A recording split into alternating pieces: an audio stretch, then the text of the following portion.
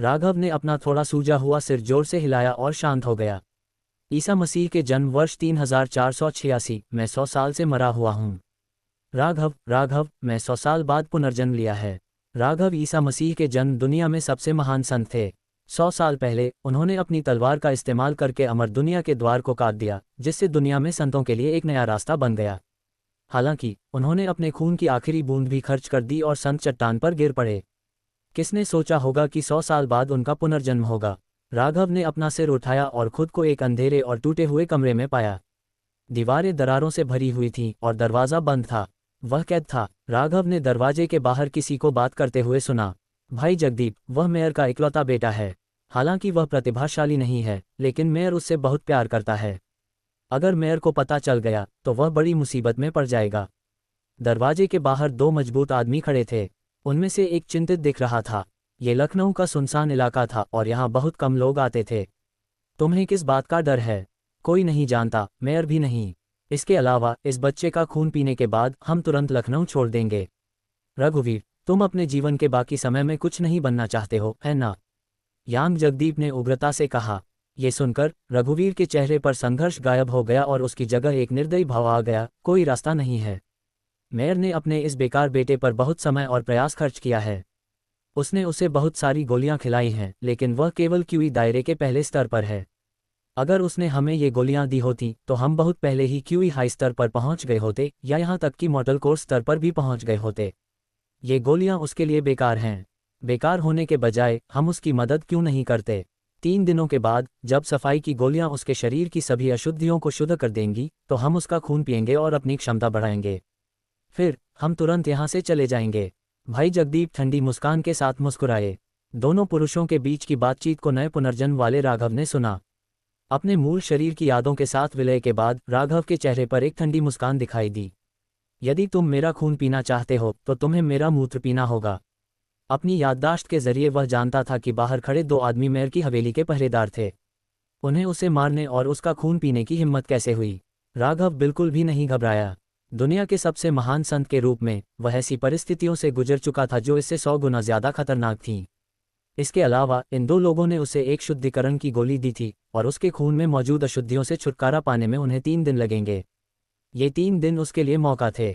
बाहर खड़े 2 आदमियों को नज़रअंदाज करते हुए राघव ने अपने शरीर की जांच शुरू कर दी।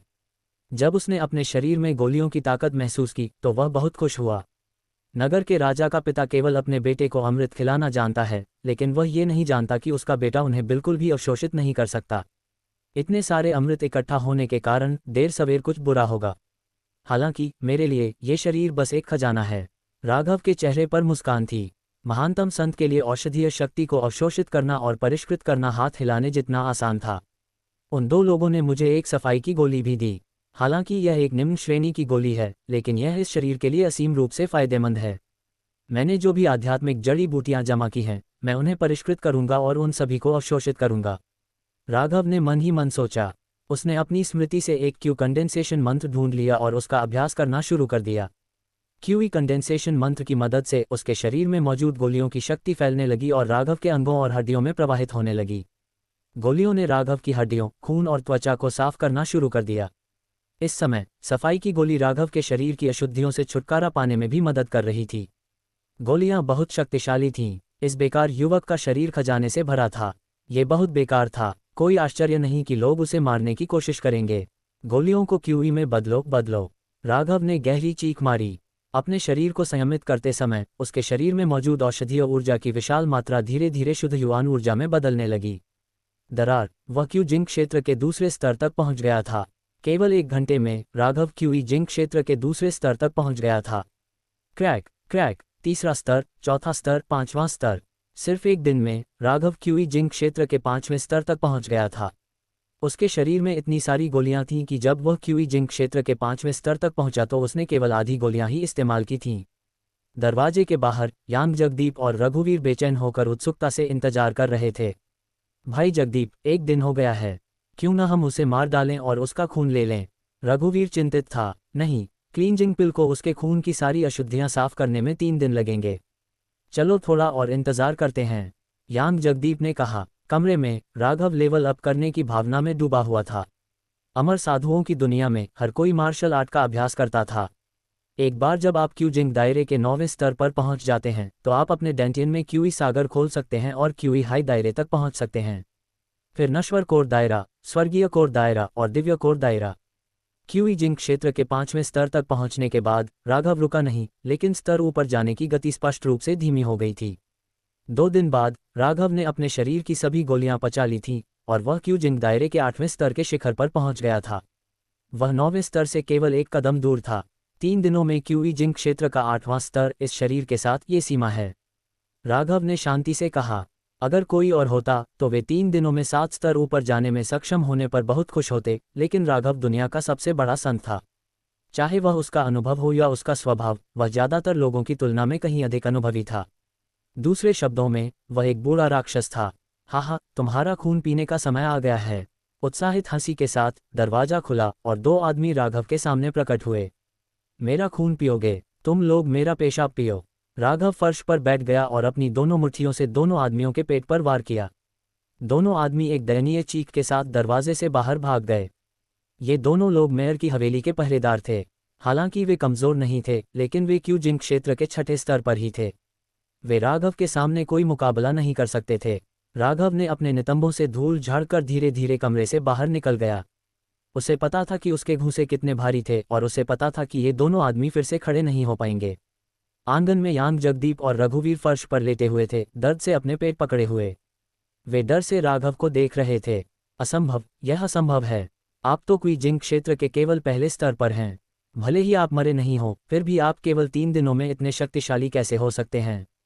यांग जगदीप चौंक गया। मेयर की हवेली के पहरेदार होने के नाते वे इस अमीर दूसरी पीढ़ी के युवा मालिक को बहुत अच्छी तरह से जानते थे। यह आदमी पूरी तरह से बेकार था और वह हमेशा एक बिगड़ल बच्चा था जो केवल लोगों को धमकाना जानता था।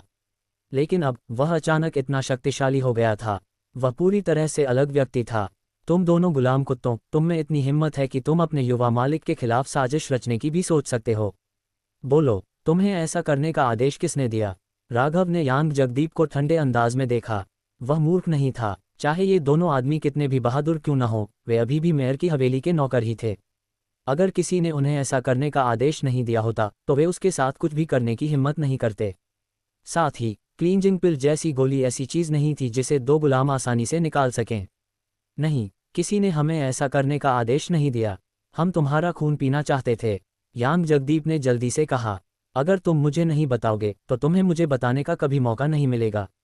राघव यांग जगदीप के पास गया और उसके सिर पर अपनी हथेली पटक दी।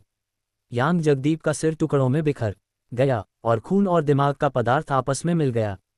यांग जगदीप मर चुका था। मैं लोगों को कभी दूसरा मौका नहीं देता, राघव ने शांति से कहा। उसे ऐसे खूनी दृश्य से कोई परेशानी महसूस नहीं हुई, लेकिन रघुवीर, जो किनारे पर खड़ा था, बुरी तरह डर गया। वह काया था और उसने ऐसा खूनी दृश्य पहले कभी नहीं देखा था। अब तुम्हारी बारी है, बताओ, तुम्हें ऐसा करने का आदेश किसने दिया? राघव ने मुड़कर रघुवीर की ओर देखा। नहीं, वास्तव में कोई नहीं। युवा मास्टर, कृपया मेरी जान बख्श दीजिए। युवा मास्टर, कृपया मेरी जान बख्श दीजिए। रघुवीर बुरी तरह डर गया। उसके सामने खड़ा ये युवक वह युवा गुरु नहीं था जिससे वह परिचित था। उसकी हत्या करने की विधियां बहुत क्रूर थीं। बात नहीं कर रहा। बहुत अच्छा, चिंता मत करो, मैं तुम्हें आसानी से मरने नहीं दूंगा। मुझे मरने का एक तरीका पता है। किसी व्यक्ति का दिल धड़कना बंद होने से पहले वह पूरी तरह से नहीं मरेगा। मैं तुम्हारे हाथ और पैर काट दूंगा, तुम्हारी नाक खोद दूंगा और फिर तुम्हारे जिगर और गुर्दे खोद दूंगा ताकि तुम देख सको कि तुम्हारे शरीर के अंदर क्या है। अंत में मैं तुम्हारा दिल खोद दूंगा। अगर तुम्हारी इच्छाशक्ति काफी मजबूत है तो तुम अपने दिल की धड़कन की आवृत्ति भी देख पाओगे। राघव ने एक एक शब्द कहा। ठीक है, मैं बात करूंगा, मैं बात करूंगा। रघुवीर को बहुत पसीना आ रहा था। वह अब और बर्दाश्त नहीं कर सकता था। उसकी नज़र में राघव एक शैतान था। जल्दी करो, इस युवा मालिक का धैर्य सीमित है। राघव के चेहरे पर उदासीनता थी। ये सबसे बड़े युवा मास्टर हैं। सबसे बड़े युवा मास्टर ने हमें ऐसा करने का आदेश दिया था।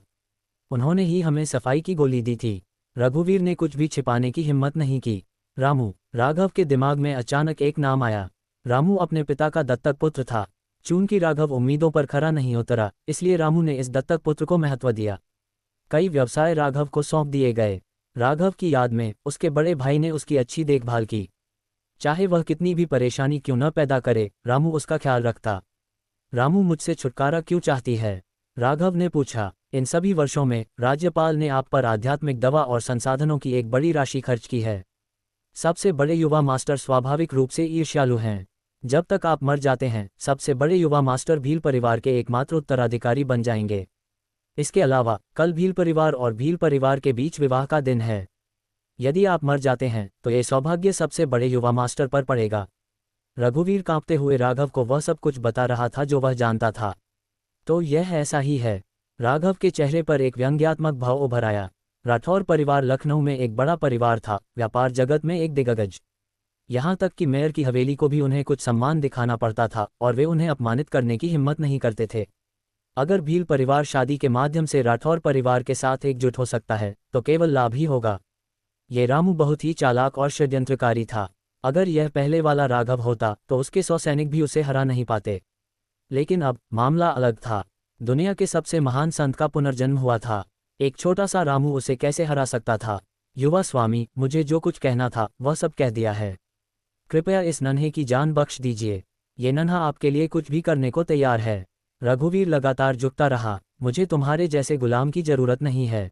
राघव ने अपनी हथेली नीचे पटक दी और रघुवीर की आवाज अचानक बंद हो गई। यांग भाइयों को मारने के बाद राघव ने आसमान की ओर देखा। शाम हो चुकी थी। वह आंगन से बाहर निकला। वह बंजर भूमि से घिरा हुआ था और हवा में फफूंद की गंध भरी हुई थी। उसकी याद में ये तियानजियांग शहर का सबसे दूरस्थ बंजर इलाका था। ये 10 साल से ज्यादा समय से बर्बाद था। आमतौर पर यहाँ कोई नहीं आता था। यांग, जगदीप और राघव ने उसे यहाँ कैद करने के लिए बहुत प्रयास किए थे। मैं, राघव, अपने पिछले जीवन में असीम गौरवशाली था। इस जीवन में मैं औसत दर्जे का नहीं हो सकता। मेरा पिछला जीवन समाप्त हो गया है और सब कुछ चला गया है। चूंकि मैंने तुम्हारे शरीर पर कब्जा कर लिया है तो अब से मैं तुम हो, नया राघव। तुम्हारे रिश्तेदार मेरे रिश्तेदार हैं और तुम्हारे दुश्मन मेरे दुश्मन हैं। मैं तुम्हारा बदला लूंगा। चलो भविष्य की राह पर एक साथ चलते हैं। बंजर भूमि से बाहर निकलते समय राघव की आंखें चमक उठीं। राघव के गायब होने के 3 दिनों के दौरान पूरे मेयर के महल में शांति नहीं थी। हालांकि दूसरा यंग मास्टर जिद्दी और शरारती था, लेकिन वह कभी भी 3 दिनों से ज्यादा घर से बाहर नहीं रहा था। मेयर के पास सिर्फ एक ही प्यारा बच्चा था। हालांकि वह अक्सर उसे डांटता था, लेकिन वह उससे बहुत प्यार करता था। ये राघव के शरीर में मौजूद अमृत की मात्रा से साबित होता था। मेयर के महल के लगभग सभी पहरेदारों को तैनात कर दिया गया था। उन्होंने लगभग पूरे तियानजियांग शहर को उलट पुलट कर दिया था, लेकिन उन्हें अभी भी दूसरा यंग मास्टर नहीं मिला था। मेयर ने अंतिम आदेश जारी कर दिया था। अगर वे रात तक दूसरे यंग मास्टर को नहीं ढूंढ पाए तो वे वापस नहीं जा पाएंगे। बंजर भूमि के बाहर लोगों का एक समूह आ रहा था। पहरेदार भी अपनी बुद्धि के बल पर थे, इसलिए उन्होंने आखिरकार बंजर भूमि को खोज निकाला। ये दूसरी पीढ़ी का मालिक वाकई लोगों को चैन से नहीं रहने देता। मुझे नहीं पता कि वह कहाँ मौज मस्ती करने गया था, लेकिन हमें ही कड़ी मेहनत करनी पड़ती है। मैंने पूरे दिन कुछ नहीं खाया। शिकायत मत करो, मेयर के पास केवल एक ही प्यारा बच्चा है। कल राठौर परिवार के साथ शादी का दिन है। अगर हम दूसरे यंग मास्टर को नहीं ढूंढ पाए तो किसी के पास अच्छा समय नहीं होगा। ये ऐसी जगह है जहां पक्षी भी शौच नहीं करते। सेकंड यंग मास्टर जैसा आदमी यहाँ नहीं आएगा, चाहे उसे पीट पीट कर मार डाला जाए। हम तो बस बेकार का काम कर रहे हैं। अरे, सामने एक आदमी है। पहरेदारों ने एक एक करके शिकायत की। आगे चल रहे पहरेदार ने अचानक बंजर भूमि से एक सफ़ेद आकृति को बाहर निकलते देखा। दूसरे युवा मास्टर, गार्ड चिल्लाया। उसने अपनी आंखें जोर से रगड़ी और ध्यान से उस युवक को देखा जो बंजर भूमि से बाहर निकल रहा था। वह दूसरा यंग मास्टर के अलावा और कौन हो सकता था? कप्तान, ये दूसरा युवा मास्टर है। हमने दूसरा युवा मास्टर ढूंढ लिया है। हा। गार्ड तुरंत उछल पड़ा। उसका चेहरा उत्साह से भरा हुआ था और वह लगभग रो पड़ा। ऐसा लग रहा था जैसे जो व्यक्ति अचानक उसके सामने आया वह दूसरा यंग मास्टर नहीं बल्कि उसका अपना पिता था। ये दूसरा युवा मास्टर है। ये वास्तव में दूसरा युवा मास्टर है। स्वर्ग की भी आंखें हैं। कुछ पहरेदार राघव के सामने से उड़कर आए। हालांकि उन्हें नहीं पता था कि उनका दूसरा युवा स्वामी इस वीरान इलाके में क्यों आएगा, लेकिन यह महत्वपूर्ण नहीं था। महत्वपूर्ण बात यह थी कि उन्हें अपना दूसरा युवा स्वामी मिल गया था और वह अभी भी जीवित और सक्रिय था। उसका कोई अंग नहीं छूटा था। राघवेंद्र, तुम सब यहाँ इतने घबराए हुए क्यों हो? राघव ने कप्तान की ओर देखा। उसने इस व्यक्ति को पहचान लिया। उसका नाम राघवेंद्र था। दूसरे युवा मास्टर, मैंने अंततः आपको ढूंढ लिया है। यदि आप प्रकट नहीं होते तो नगर के स्वामी ने हमें जीवित ही खाल उधेड़ दी होती। राघवेंद्र का चेहरा उत्साह से भरा था और वह लगभग रो पड़ा। राघव दंग रह गया। अपनी बुद्धि से उसने तुरंत कारण समझ लिया। वह 3 दिनों से गायब था और उसके पिता बहुत चिंतित रहे होंगे। यह अनुमान लगाया जा सकता था कि इन 3 दिनों में इन पहरेदारों के लिए समय आसान नहीं रहा होगा। अपने पिता के बारे में सोचते हुए, जिनसे वह कभी नहीं मिला था, राघव खुद को गर्मजोशी से भर लेता था। हालांकि वह अपने पिछले जीवन में एक महान संत था, लेकिन शीर्ष पर उसे अकेलापन महसूस होता था। उसके पास बात करने के लिए कोई दोस्त भी नहीं था। इसके अलावा वह बचपन से ही अनाथ था, इसलिए उसने कभी परिवार के प्यार की भावना का अनुभव नहीं किया था। क्या मैं बिल्कुल ठीक नहीं हूँ? तुम्हें मेरी खाल उतारने की जरूरत नहीं है। आओ वापस चलें। राघव मुस्कुराया। युवा स्वामी, कृपया घोड़े पर चढ़ें। राघवेंद्र ने जल्दी से अपना घोड़ा आगे बढ़ाया। कोई ज़रूरत नहीं, मैं चल सकता हूँ। आप सभी ने कड़ी मेहनत की है। तब तक प्रतीक्षा करें जब तक हम सिटी लॉर्ड के महल में वापस नहीं आ जाते और 10 टैल सोना लेने के लिए अकाउंटेंट के पास नहीं चले जाते। राघव ने सहजता से कहा और आगे बढ़ गया। क्या 10 टैल सोना? राघवेंद्र लड़खड़ा गया और लगभग जमीन पर गिर पड़ा। दूसरे पहरेदार भी दंग रह गए। 10 टैल सोना? सिटी लॉर्ड के महल में उनका मासिक भत्ता सिर्फ 10 टैल चांदी था। राघव दुनिया के सबसे महान संत थे, इसलिए उन्हें सोने जैसी सांसारिक संपत्ति की कोई अवधारणा नहीं थी। लेकिन इन पहरेदारों के लिए 10 टैल सोना एक बहुत बड़ी रकम थी। दूसरे युवा मास्टर के साथ क्या गलती थी? यह उनकी शैली नहीं थी। ये दूसरी पीढ़ी का स्वामी इतना उदार कब हो गया? वह घोड़े पर सवार नहीं था और जब से वे मिले थे तब से लेकर अब तक दूसरे युवा मास्टर ने उन्हें डांटा नहीं था। दूसरा युवा मास्टर 3 दिनों के लिए गायब हो गया था और वह पूरी तरह से बदल गया था। चलो चलें, दूसरे युवा मास्टर से मिलें। राघवेंद्र ने सबसे पहले प्रतिक्रिया की। पहरेदारों ने जल्दी से राघव के कदमों को पकड़ लिया। उन्होंने अपने घोड़े भी छोड़ दिए। अगर दूसरा युवा मास्टर घोड़े पर सवार नहीं होता तो कौन हिम्मत करता? सिटी लॉर्ड्स मैंशन हॉल में एक अधेड़ उम्र का आदमी बेचैनी से इधर उधर घूम रहा था। उसका शरीर मजबूत था और वह 8 फुट लंबा था। उसने ढीले ढाले कढ़ाईदार कपड़े पहने हुए थे और उसके कोनीय चेहरे पर दबंगई भरी हुई थी। वह लखनऊ का नगर स्वामी जियांग जेन है था। चिंता मत करो गॉडफादर, दूसरा भाई इसे जरूर ढूंढ लेगा। उसके बगल में सफ़ेद कपड़े पहने एक युवक खड़ा था। वह 17 या 18 साल का लग रहा था। उसका चेहरा जैद के मुकुट जैसा था और वह असाधारण रूप से सुंदर था। एक नज़र में कोई भी बता सकता था कि वह पुरुषों के बीच एक ड्रैगन था। उसका चेहरा चिंता से भरा था, लेकिन उसकी आंखों में एक छिपी हुई खुशी छिपी थी। ये साला लोगों को बिल्कुल भी चिंता नहीं करने देता। अगर ये तुम्हारे आधे भी सफल होता तो मैं सपने में भी हंसता। राणा दुर्जयेंद्र प्रताप सिंह ने गुस्से में कहा। दूसरा युवा मास्टर वापस आ गया है। इसी समय एक गार्ड तेजी से अंदर आया। उसका चेहरा उत्साह से भरा हुआ था। क्या? रामू आश्चर्य से चिल्ला पड़ा। उसका चेहरा तुरंत बदल गया। वह वापस आ गया है। राणा दुर्जयेंद्र प्रताप सिंह की अभिव्यक्ति शांत हो गई और तुरंत चिल्लाया, उसे अंदर आने दो। ये देखकर कि नगर स्वामी क्रोधित था, गार्ड ने तुरंत अपने माथे पर ठंडा पसीना पोंछा और सावधानी से कहा, नगर स्वामी। दूसरे युवा मास्टर ने कहा कि वह थक गया था और आराम करने के लिए अपने कमरे में वापस चला गया। वह कल आपका स्वागत करेगा। क्या इस छोटे कमीने को अपने बड़ों के प्रति कोई सम्मान नहीं है? राणा दुर्जयेंद्र प्रताप सिंह की आंखें चौड़ी हो गईं। गॉडफादर, शायद सेकंड यंग मास्टर बहुत थक गए हैं। साथ ही कल सिस्टर भील के साथ उनकी शादी का दिन है। सेकंड यंग मास्टर को अच्छी तरह आराम करने दीजिए, रामू ने कहा। रामू, हमेशा उसकी रक्षा मत करो। ये छोटा सा बदमाश दिन प्रतिदिन और अधिक खतरनाक होता जा रहा है। राणा दुर्जयेंद्र प्रताप सिंह ने उसकी ओर घूर कर देखा। गॉडफादर, शांत हो जाओ, मैं दूसरे यंग मास्टर से बात करूंगा, रामू ने कहा। यह भी अच्छी बात है। उस पर नज़र रखने के लिए किसी को रख लो और उसे फिर कभी अपने कमरे से बाहर न निकलने दो। कल की शादी कभी भी खराब नहीं हो सकती। राणा दुर्जयेंद्र प्रताप सिंह ने अपनी आस्तीन ऊपर उठाए और हॉल से बाहर निकल गया। सिटी लॉर्ड का महल बहुत बड़ा था। राघव की पहचान और हैसियत के हिसाब से वह जिस जगह पर ठहरा था वह स्वाभाविक रूप से सबसे अच्छी जगह थी।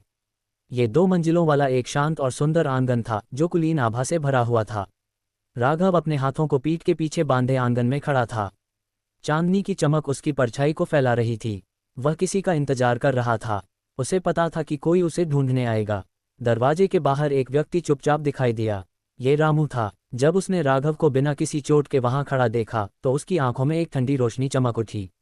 वे दोनों क्या कर रहे हैं? वे इस कूड़े को जीवित वापस कैसे आने दे सकते हैं? रामू ने भौहें सिकोड़ी। उसने अपनी भावनाओं को संभाला और आंगन में चला गया। दूसरे युवा मास्टर, आप पिछले 3 दिनों से कहाँ थे? बड़ा भाई बहुत चिंतित था। रामू का चेहरा चिंता से भरा था, लेकिन साथ ही वह राघव को फिर से देखकर खुश था। बड़े भाई, जब राघव ने रामू को देखा तो वह उस पर झपटा और उसे गले लगा लिया। बड़े भाई, तुम अब अपने भाई को लगभग कभी नहीं देख पाओगे। राघव का चेहरा उदासी से भरा था। उसकी नाक आंसुओं से भरी हुई थी और रामू का कंधा बलगम से भरा हुआ था। रामू ने भौहें सिकोड़ी। उसने अपनी घृणा को दबाया और राघव के कंधे को थपथपाया। दूसरे युवा मास्टर, क्या हुआ? तुम्हें किसने परेशान किया? बड़े भाई को बताओ और बड़े भाई तुम्हारी मदद करेंगे। रामू ने कहा। वे दो गुलाम थे, यांग जगदीप और रघुवीर। वे मुझे मारना चाहते थे। राघव रामू के कंधे से दूर हट गया और अपने दांतों को भींचते हुए कहा। यांग भाइयों का नाम सुनकर रामू चौंक गया, लेकिन उसके चेहरे पर कोई बदलाव नहीं आया। क्या उन दो गुलाम कुत्तों ने वाकई इतनी गुस्ताखी की? मैं उन्हें हरगिज नहीं छोड़ूंगा। बड़े भाई, वे मर चुके हैं। रामू ने रामू के हाव भाव में आए बदलावों पर ध्यान देते हुए गुस्से से कहा। रामू का अभिनय कौशल वाकई बहुत अच्छा था, लेकिन दुर्भाग्य से एक प्रदर्शन सिर्फ एक प्रदर्शन था। सबसे महान संत होने के नाते उनकी आंखें बहुत तेज थीं। रामू के हाव भाव में थोड़ा सा भी बदलाव राघव की नज़रों से बच नहीं सकता था। मृत, वे क्यूई दायरे के छठे स्तर पर थे। आपने उनसे कैसे निपटा? रामू ने उलझन में पूछा। यही तो वह भी जानना चाहता था। बड़े भाई, आप मजाक कर रहे होंगे। प्रशिक्षण के मामले में मैं काया हूँ। मैं अभी क्यूई दायरे के पहले स्तर पर हूँ। मैं यांग भाइयों के बराबर कैसे हो सकता हूँ? लेकिन मुझे मरना नहीं था। महत्वपूर्ण क्षण में मुझे 8वें स्तर के क्यूई दायरे के गुरु ने बचाया और उसने यांग भाइयों को मार डाला। दुर्भाग्य से इस परोपकारी ने बदले में कुछ नहीं मांगा। यांग भाइयों को मारने के तुरंत बाद वह चला गया। मुझे उसका नाम भी नहीं पता। कितने अफसोस की बात है। राघव का चेहरा खुशी और अफसोस से भरा था। अरे, कितना भाग्यशाली कमीना है। रामू ने अपने दिल में कोसा। उसे राघव की बातों पर बिल्कुल भी संदेह नहीं था। उसकी नज़र में ये कचरा राघव के एक टुकड़े में वापस आने का एकमात्र स्पष्टीकरण था। उसी समय रामू ने राहत की सांस ली। यांग भाइयों के मर जाने के बाद उसके रहस्य के बारे में किसी को पता नहीं चलेगा। जहां तक राघव को मारने की बात है तो भविष्य में उसके लिए बहुत सारे अवसर होंगे। यह अच्छी बात है कि दोनों गुलाम मर गए। सबसे महत्वपूर्ण बात यह है कि आप ठीक हैं। अगर नहीं तो मुझे आपकी रक्षा न कर पाने का अफसोस होगा। रामू का चेहरा चिंता से भरा हुआ था, लेकिन इस चिंता ने राघव को उल्टी करने पर मजबूर कर दिया। बड़े भाई, आप मेरे साथ सबसे अच्छा व्यवहार करते हैं। राघव ने ऐसा भाव प्रकट किया जैसे कह रहा हो, तुम मेरे सगे भाई हो। ठीक है, चलो हम भाइयों के बीच की मधुर बातचीत को खत्म करते हैं। कल भील परिवार के साथ विवाह का दिन है। दूसरे भाई, तुम्हें अच्छी तरह से तैयारी करनी चाहिए। तुम्हारे लिए यह एक महान अवसर है। यदि तुम भील परिवार की महिला से विवाह कर सकते हो तो तुमने एक महान कार्य किया होगा। रामू ने राघव के कंधे थपथपाए। लखनऊ में दो बड़ी शक्तियां थीं। एक मेयर की हवेली थी और दूसरी राठौर परिवार था। राठौर परिवार लखनऊ में एक व्यवसायी था। दोनों शक्तियों के बीच संबंध सामंजस्यपूर्ण नहीं थे और उनके बीच प्रतिस्पर्धा भयंकर थी। अगर वे शादी कर सकते हैं तो दोनों परिवारों के बीच संबंध बेहतर होंगे। शादी? मैं ऐसा नहीं चाहता। राघव ने जल्दी से अपना सिर हिलाया और दृढ़ स्वर में कहा। भाई, खिलवाड़ मत करो। गॉडफादर ने इस शादी के लिए बहुत सारी तैयारियां की हैं। इस महत्वपूर्ण क्षण में तुम चूक नहीं सकते। जियांग रूलोंग ने जियांग यी को मनाने की पूरी कोशिश की। मैं गंभीर हूँ। मुझे ये भी नहीं पता कि मिस म्यूरोन कैसी दिखती हैं। ये कैसा मजाक है? इसके अलावा मैं अभी भी जवान हूँ और मैंने पर्याप्त नहीं खेला है। अगर शादी होती है तो आपको जाना चाहिए। आप मेरे पिता के बेटे भी हैं। इसके अलावा आप सबसे बड़े हैं। अगर शादी होती भी है तो वह आपको होनी चाहिए, मुझे नहीं। मैं ऐसा नहीं करूँगा। मैं निश्चित रूप से ऐसा नहीं करूँगा। राघव का रवैया असामान्य रूप से दृढ़ था। राघव ने मन ही मन उपहास किया, लेकिन सतह पर वह दयनीय होने का दिखावा कर रहा था। बड़े भाई, इस मेयर के महल में तुम ही हो जो मुझ पर सबसे ज्यादा प्यार करते हो। मैं लेडी भील से शादी नहीं करना चाहता। चूंकि तुम मेरे पिता के बेटे हो तो तुम उससे शादी क्यों नहीं कर लेते? राघव ने गंभीर स्वर में कहा। दूसरे भाई, ऐसा नहीं है कि मैं आपकी मदद नहीं करना चाहता, लेकिन मैं अभी भी एक पालक पुत्र हूँ। अगर मैं सहमत भी हो जाऊं तो मेरे पालक पिता सहमत नहीं होंगे। यह शादी मेरे पालक पिता ने विशेष रूप से आपके लिए तैयार की थी। रामू ने मुश्किल से कहा, लेकिन उसका दिल खुशी से खिल उठा। जब तक ये भोगवादी बेटा लेडी भील से शादी न करने पर जोर देता रहेगा तब तक उसके पास मौका रहेगा। जब तक बड़ा भाई सहमत है, मैं गारंटी देता हूं कि बड़ा भाई कल लेडी भील से शादी करेगा। राघव ने अपनी छाती थपथपाई और गारंटी दी। क्या तुम सच में हो? रामू बहुत खुश हुई। बिल्कुल। राघव के चेहरे पर आत्मविश्वास भरा भाव था। ठीक है, चूंकि हम भाई हैं इसलिए बड़ा भाई इसमें आपकी मदद करेगा। रामू के चेहरे पर धार्मिकता का भाव था और वह स्वर्ग से अपनी आंखें खोलने की प्रार्थना कर रही थी। आप वास्तव में मेरे सगे भाई हैं। राघव के चेहरे पर कृतज्ञता का भाव था और वह लगभग रो पड़ा। बड़े भाई, ये तय हो गया है। कल ग्रैंड हॉल में आपको कुछ भी कहने की ज़रूरत नहीं है और बस दिखावा करना है कि आपको कुछ भी नहीं पता है। मैं सब कुछ तय कर दूंगा। राघव ने कहा। ठीक है, तो फिर बड़े भाई तुम्हारे आराम में खलल नहीं डालेंगे। रामू ने फिर से राघव के कंधे पर थपथपाया और चला गया। उसे नहीं पता था कि राघव इस शादी को उसके खिलाफ करने के लिए कौन सी विधि का उपयोग करने जा रहा था, लेकिन राघव के बारे में उसकी समझ के साथ ये संभव था कि यह भोगवादी बेटा शादी में एक दृश्य का कारण बने। जब तक मैं लेडी भील से शादी करूंगी, न केवल मेयर के महल में मेरा रुतबा बढ़ेगा, बल्कि बड़ी बहन भील के दिल में भी मेरी जगह होगी। यह मूर्ख लड़का नहीं जानता कि वह कितना भाग्यशाली है और उसने मुझे इतनी अच्छी चीज़ दी है। जब मैं सत्ता में आऊंगी तो मैं उससे छुटकारा पाने का कोई रास्ता सोचूंगी। प्रांगण के बाहर रामू ने तुरंत अपना भाव बदल दिया। आंगन में राघव के चेहरे पर एक ठंडी मुस्कान थी। तुम मेरे साथ खेलना चाहते हो?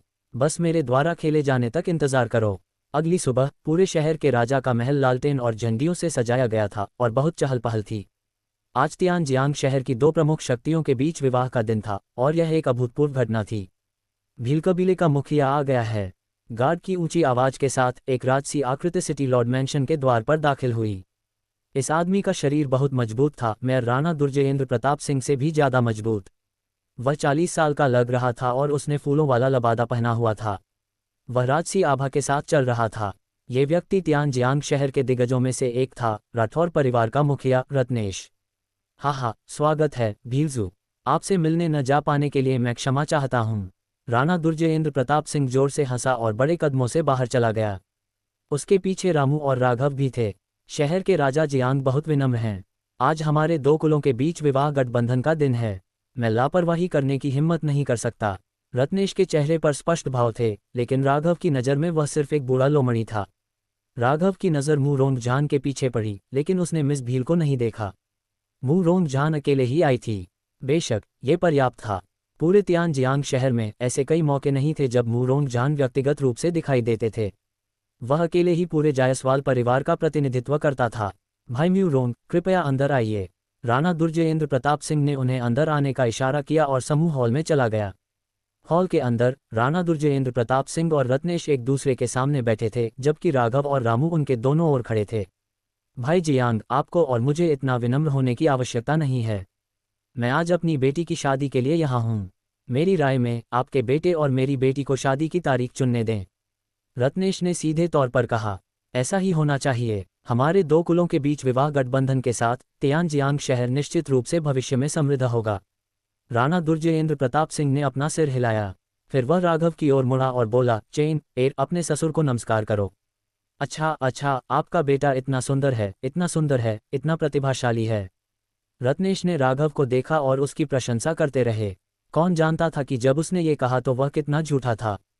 पूरे तियानजियांग शहर में हर कोई जानता था कि मेयर के हवेली का दूसरा युवा मास्टर एक बिगड़ल बच्चा होने के लिए प्रसिद्ध था।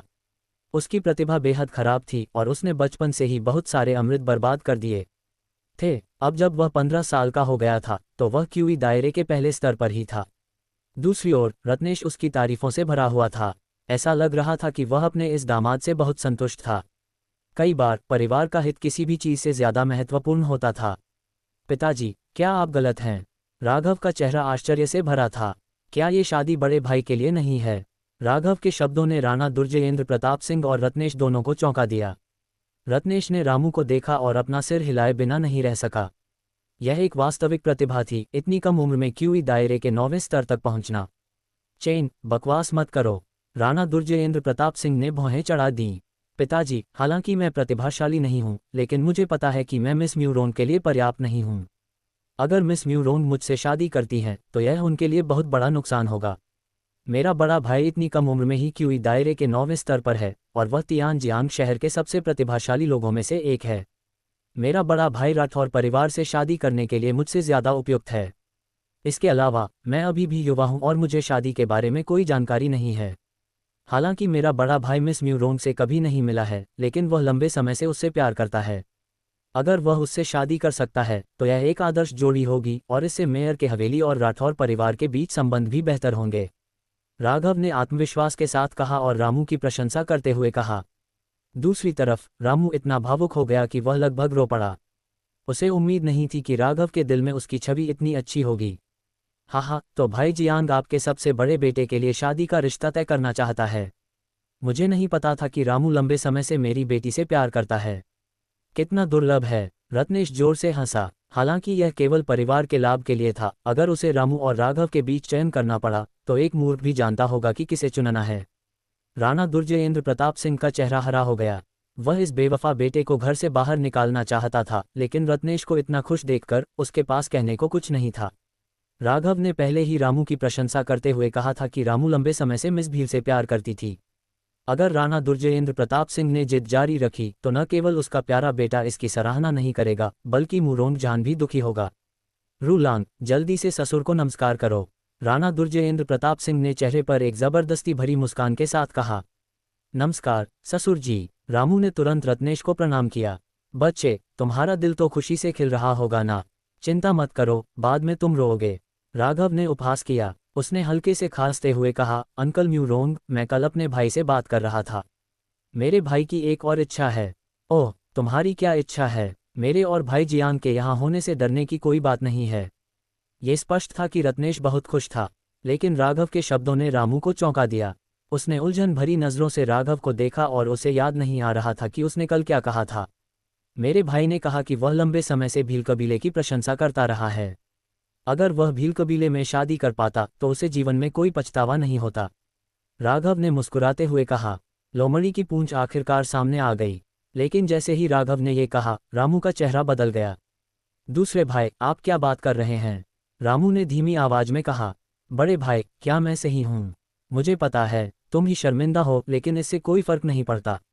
दूसरा भाई तुम्हारे लिए ये कहेगा, पिता और मुखिया मुरोंग के यहाँ होने से तुम्हारी इच्छा जरूर पूरी होगी। साथ ही तुम लंबे समय से भील कबीले और मिस भील की प्रशंसा करते रहे हो। क्या मैं सच नहीं बोल रहा हूँ?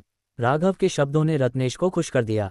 उसने मन ही मन सोचा कि भले ही राघव प्रतिभाशाली नहीं था, लेकिन वह शब्दों के साथ अच्छा था।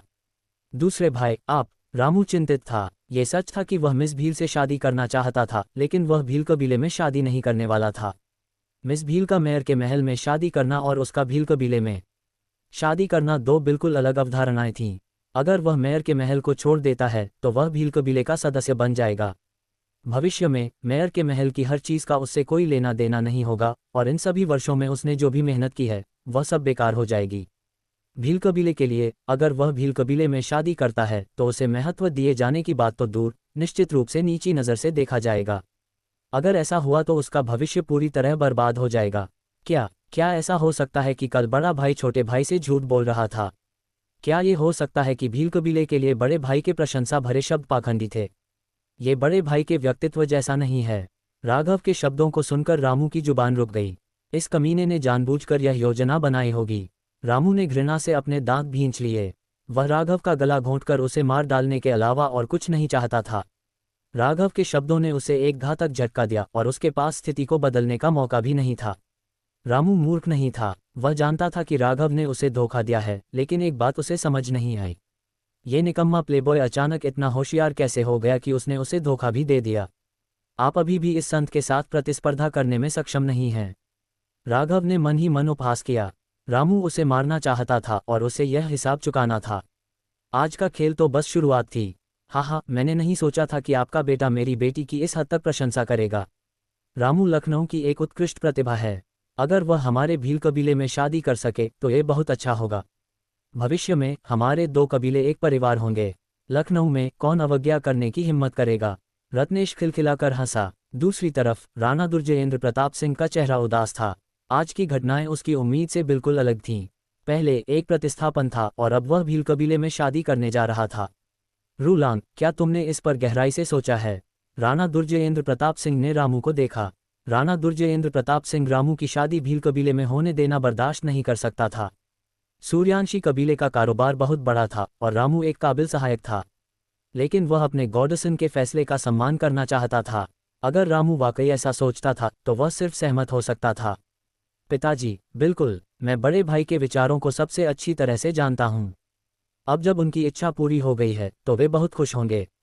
चाचा गुडिया, जब भविष्य में मेरे बड़े भाई आपके घर आएंगे तो आप उन्हें कोई शिकायत नहीं होने देंगे। राघव ने रामू की ओर से तुरंत सहमति दे दी और रत्नेश के करीब जाना नहीं भूला। हाँ हाँ, चिंता मत करो, मेरे दामाद को धमकाने की हिम्मत कौन करेगा। रत्नेश का चेहरा खुशी से भरा था। रामू की मुट्ठियां उसकी आस्तीन में कसकर बंद थीं और उसका दिल गुस्से से जल रहा था। वह गुस्से से खुद को रोक नहीं पाया। उसके सारे प्रयास बर्बाद हो गए और उसकी सारी योजनाएं पूरी तरह से बाधित हो गईं। लेकिन मौजूदा स्थिति में उसके पास कोई और विकल्प नहीं था। रत्नेश पहले से ही बहुत खुश था और अगर वह इस समय अपना मूड खराब करता तो यह निश्चित रूप से दोनों कुलों के बीच पहले से ही खराब संबंधों को प्रभावित करता। हाँ हाँ, बधाई हो बड़े भाई, बधाई हो अंकल गुडिया, कितना खुशी का अवसर है। अंकल गुडिया, चून की शादी तय हो गई है, तो क्या आपको मिस भील को हमारे पास आने नहीं देना चाहिए और हमें उनसे व्यक्तिगत रूप से मिलने नहीं देना चाहिए। राघव ने बार बार बधाई दी। एन चेन एर सही है। मैंने बहुत समय पहले सुना था कि भाई भील का एक धर्मपुत्र है जो एकांत में रहता है। अब जब शादी तय हो गई है तो इस मिस के लिए खुद को दिखाने का समय आ गया है। राणा दुर्जयेंद्र प्रताप सिंह ने भी कहा। चूंकि मामला तय हो चुका था इसलिए वह केवल उसका अनुसरण कर सकता था। हाँ हाँ, मेरी बेटी म्यू रोंग शियाओ रॉ पहले से ही यहाँ आ रही है। मुझे विश्वास है कि वह जल्द ही यहाँ आ जाएगी। रत्नेश ने अपनी दाढ़ी को सहलाया और हंसा। हॉल जयकारों से भर गया और केवल रामू की हंसी ही जबरदस्ती थी। बहुत खूब, मिस भील का नाम ही यह बताने के लिए काफ़ी है कि वह कोमल और प्यारी है। एक सम्मानित परिवार की महिला वास्तव में अलग होती है। वह निश्चित रूप से एक देवी की तरह सुंदर है। बड़े भाई, आप इस बार वास्तव में भाग्यशाली हैं। राघव ने इस युवती की प्रशंसा की जिससे वह पहले कभी नहीं मिला था और अपने शब्दों से उदास रामू को उकसाना नहीं भूला। खांसी खांसी, राघव से अपनी प्यारी बेटी की तारीफ सुनकर रत्नेश को पता नहीं क्यों लेकिन वह वास्तव में जोर से खांसने लगा। उसने चाय भी थूक दी जिससे उसकी बहुत बदनामी हुई। साले, मैं आज का मामला यहीं खत्म नहीं होने दूंगा। रामू की इच्छा थी कि वह राघव की हड्डियों को पीस कर राख कर दे। चाहे वह खुद हो, जियांग जेन है या रत्नेश, वे सभी राघव की नाक से संचालित थे। केवल एक चीज़ जो उसे समझ में नहीं आई वह ये थी कि यह कचरा अचानक इतना चतुर कैसे हो गया। लेकिन अब जब बात यहाँ तक पहुँच चुकी है तो परिणाम को बदला नहीं जा सकता। रामू को बस यही उम्मीद थी कि यह पिंकी अपने नाम के अनुरूप काम करे। अगर उसे एक खूबसूरत पत्नी मिल जाए तो यह एक तरह का मुआवजा होगा। मिस भील यहाँ हैं। कुछ मिनट बाद दरवाजे के बाहर से एक गार्ड की आवाज़ सुनाई दी। फिर बैंगनी रंग की पोशाक पहने एक महिला अंदर आई। जियांग पिता और पुत्र ने एक साथ अपना सिर घुमाया। जब उन्होंने पिंकी को स्पष्ट रूप से देखा तो उनके चेहरों की मुस्कान तुरंत गायब हो गई। राणा दुर्जयेंद्र प्रताप सिंह का शराब का प्याला जमीन पर गिर गया। अपने संयम के बावजूद वह अभी भी गहरे सदमे में था। लानत है, उसका नाम पिंकी है। राघव ने जोर से खांसना शुरू कर दिया। उसने अपने सामने खड़ी लड़की को देखा। वह 8 फीट से अधिक लंबी थी और उसने अपने पिता की राजसी काया को पूरी तरह से विरासत में लिया था। इससे भी अधिक आश्चर्यजनक बात यह थी कि न केवल इस लड़की की लंबाई बहुत अधिक थी बल्कि वह एक आदमी की तरह मांसल भी थी। वह लंबी और मांसल थी और उसका वजन कम से कम 300 पाउंड था। अरे, उसका नाम पिंकी है। अगर आपका शरीर शानदार है तो यह अच्छी बात है, लेकिन आपके सिर पर यह लंबी चोटी क्यों है? क्या आपको लगता है कि आप काफ़ी लंबी नहीं हैं? उसके चेहरे को फिर से देखा। वह गोरा और पारदर्शी था। नहीं, उसे पारदर्शी होना चाहिए। उसकी मांसपेशियां वास्तव में उसे चेहरा दे रही थीं। उसके चेहरे पर झुर्रियां भी थीं। उसके मुंह को देखा, उसके होंठ लाल और आकर्षक थे। दुर्भाग्य से वे थोड़े बड़े थे। अगर वह उन्हें चूमना चाहता तो यह बहुत मुश्किल होता। गर्ग, राघव के दिल में पहले से ही उल्टी हो रही थी। दुनिया के सबसे महान संत के रूप में उसने सभी प्रकार की दुर्लभ चीजें देखी थीं, लेकिन उसने कभी इतनी बदसूरत महिला नहीं देखी थी। हाँ, ये दुनिया की सबसे बदसूरत महिला थी। कम से कम राघव को तो यही पता था। सबसे महत्वपूर्ण बात यह थी कि उसका नाम पिंकी था। राघव का चेहरा लाल हो गया था। वह खुद को रोकने की कोशिश कर रहा था। वह अपनी हंसी रोकने की पूरी कोशिश कर रहा था, लेकिन वह दिल से बहुत खुश था। रामू, रामू, प्रतिशोध। इस समय राघव का मुंह रोंग जान के प्रति सम्मान एक प्रचंड नदी की तरह था। तुम जन्म देने में इतनी अच्छी कैसे हो सकती हो? आप चीज़ों का नाम रखने में इतने अच्छे क्यों हैं? भील पिंकी, पिंकी आपकी बहन। खांसी खांसी, जल्दी करो और लेडी भील को सीख दो। राणा दुर्जयेंद्र प्रताप सिंह ने 2 बार खांसी की और उसका चेहरा बेहद अस्वाभाविक था। साथ ही उसे खुशी थी कि यह शादी राघव के लिए तय नहीं थी और रामू राघव के परिवार में शादी कर रही थी। अगर उसने ऐसी बहू से शादी की तो वह भविष्य में अपना सिर ऊंचा करके नहीं चल पाएगा। हाँ, रो आओ और अपने भावी पति का अभिवादन करो। रत्नेश ने दिल खोलकर हंसते हुए रामू का परिचय पिंकी से कराया। जब पिंकी ने सुंदर और आत्मविश्वासी रामू को देखा तो उसका चेहरा मोह से भर गया और उसकी आंखें छोटे छोटे सितारों से भर गईं। वह बड़े कदमों से रामू की तरफ चली गई और रामू की बांह पकड़ ली। उसने एक ऐसे लहजे का इस्तेमाल किया जो उसे बहुत ही चुलबुला लगा और उसने कहा, पति, मैं पहली बार सिटी लॉर्ड रेसिडेंस में आई हूँ। मुझे घुमाओ। राघव ने लगभग मुंह से खून थूक दिया और उसे लगा जैसे उसके अंदरूनी अंग ऐंठ रहे हैं। इस महिला की चुलबुली आवाज़ डॉल्फिन की दहाड़ जैसी थी, जिससे उसकी रीढ़ में सिहरन पैदा हो गई। अरे बाप रे, कौन जानता था कि रामू इस समय क्या महसूस कर रहा होगा। वह जीने की बजाय मरना पसंद करेगा। हाँ रामू, पिंकी को मेयर के महल में ले आओ। राणा दुर्जयेंद्र प्रताप सिंह ने सिर हिलाया। हाँ पिताजी। रामू की आवाज़ कांप रही थी और हर कोई उसे सुन सकता था। उसका चेहरा लाल हो गया और उसे विश्वास नहीं हो रहा था कि एक स्तर 9 क्यूई जिंग मास्टर को पिंकी ने घसीटकर बाहर निकाला था। बड़े भाई, आप धन्य हैं। राघव का आशीर्वाद पीछे से आया, जिससे रामू लड़खड़ा गई और लगभग जमीन पर गिर गई। पिताजी, अंकल गुडिया चून की शादी तय हो गई है। मुझे लगता है कि हमें बड़े भाई और भाभी के लिए शादी का दिन चुनना चाहिए। राघव ने सुझाव दिया। ठीक है, कल यंग मास्टर रामू से शादी करने के लिए एक अच्छा दिन है, म्यू रोंगजान ने कहा। प्लॉप। जैसे ही उन्होंने बोलना समाप्त किया, रामू, जो अभी अभी हॉल से बाहर आया था, जमीन पर गिर पड़ा। चाचा भील से ही कह रहे हैं, हमें शादी जल्दी करनी होगी। पिताजी, कृपया चाचा भील से बातचीत जारी रखें, मैं आपको परेशान नहीं करूंगी। राघव ने राणा दुर्जयेंद्र प्रताप सिंह और रत्नेश की ओर हाथ बढ़ाया और चले गए। राघव की पीठ को देखते हुए राणा दुर्जयेंद्र प्रताप सिंह अपनी भौहें सिकोड़ने से खुद को नहीं रोक सका। वह कोई बेवकूफ़ नहीं था और यह स्पष्ट था कि राघव ने यह जानबूझकर किया था। उसे समझ में नहीं आया कि उसका बेटा रामू को क्यों फंसाएगा, जो हमेशा अपने भाई के साथ अच्छा व्यवहार करता था। उसे सबसे ज्यादा हैरानी इस बात पर हुई कि राघव पहले से अलग लग रहा था। रामू के लिए राणा दुर्जयेंद्र प्रताप सिंह खुद को आहें भरने से नहीं रोक सका। उसे लगा कि उसने इस बच्चे के साथ गलत किया है और उसे बाद में उससे इसकी भरपाई करनी चाहिए। राघव मुख्य हॉल से निकलकर एक झटके में अपने आंगन में वापस आ गया। वाह पिंकी, मैं हंसते हंसते मरा जा रहा हूँ। रामू, रामू, अगर तुम इसे बर्दाश्त नहीं कर सकते तो मुझे क्रूर होने का दोष मत दो। मेरे साथ खेलो और तुम मर जाओगे। राघव अपनी हंसी नहीं रोक पाया। पिंकी के चेहरे और जिस तरह से वह रामू से चिपकी हुई थी, उसके बारे में सोचते हुए वह अपने पेट में दर्द महसूस किए बिना नहीं रह सका। उल्टी करने की इच्छा के अलावा वह बहुत अच्छा और संतुष्ट महसूस कर रहा था। इस तरह की चाल राघव की विशेषता थी और ये लोगों के चेहरे पर थप्पड़ मारने से भी अधिक संतोषजनक थी। इस बार उसने आखिरकार अपना गुस्सा जाहिर कर दिया था। बेशक यह उसका अंत नहीं था। अगर रामू उसे मारना चाहता था तो उसे ही मरना होगा। इसके बाद सबसे महत्वपूर्ण बात के बारे में सोचने का समय था और वह थी प्रशिक्षण। अमर साधुओं की दुनिया में योद्धाओं का सम्मान किया जाता था और कोई भी व्यक्ति जहां भी जाता था, ताकत सबसे महत्वपूर्ण चीज थी। हालांकि राघव सबसे महान संत था, फिर भी उसे अपने पुनर्जन्म के बाद खरोंच से शुरू करना पड़ा और अब वह केवल एक स्तर 8 क्यूई जिंग दायरे का योद्धा था। राघव अपने कमरे में वापस गया, दरवाजा बंद किया और अपने बिस्तर पर पैर मोड़कर बैठ गया। प्रशिक्षण के मार्ग पर सबसे महत्वपूर्ण चीज कौशल था। कौशल का स्तर जितना ऊंचा होगा, भविष्य में उपलब्धि उतनी ही अधिक होगी।